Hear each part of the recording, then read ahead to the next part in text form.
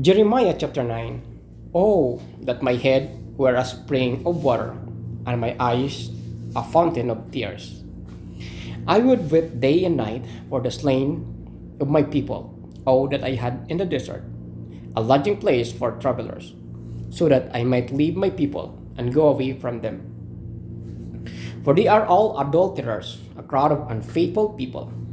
They make ready their tongue like a bow to shoot lies. Is it not by truth that they triumph in the land? They go from one sin to another. They do not acknowledge me, declares the Lord. Beware of your friends. Do not trust anyone in your clan. For every one of them is a deceiver, and every friend is a slanderer. Friend deserve deceive friends, and no one speaks for truth. And no one speaks the truth. They have taught their tongues to lie. They wear themselves with sinning. You live in the midst of deception. And their deceit they refuse to acknowledge me, declares the Lord. Therefore, this is what the Lord Almighty says. See, I will refine and test them, for what else can I do because of the sin of my people? Their tongue is deadly arrow, it speaks deceitfully. With their mouths they all speak cordially to their neighbors, but in their hearts they set traps for them. Should I not punish them for this? Declares the Lord. Should I not avenge myself on such a nation as this? I will weep and wail for the mountains, and take up lament concerning the wilderness grasslands. They are desolate and untroubled, and the lowing of the cattle is not heard.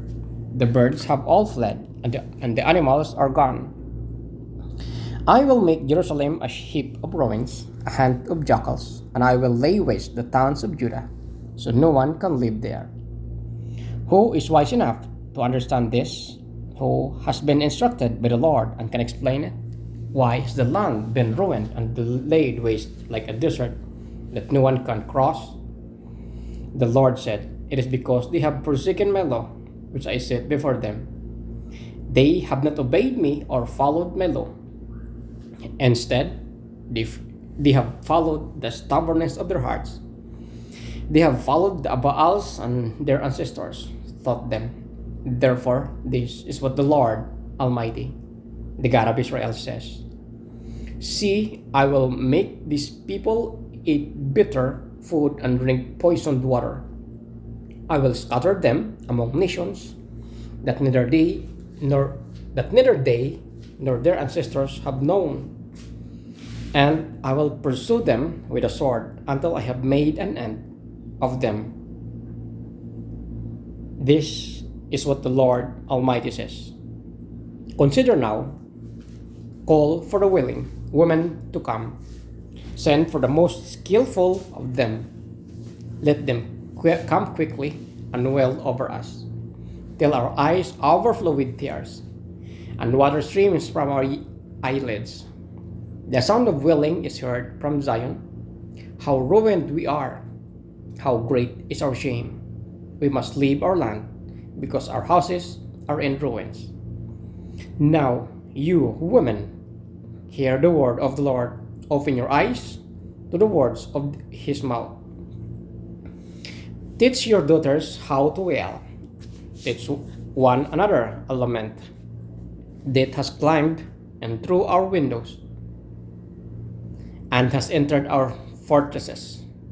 It has removed the children from the streets and the young men from the public squares. Say, this is what the Lord declares.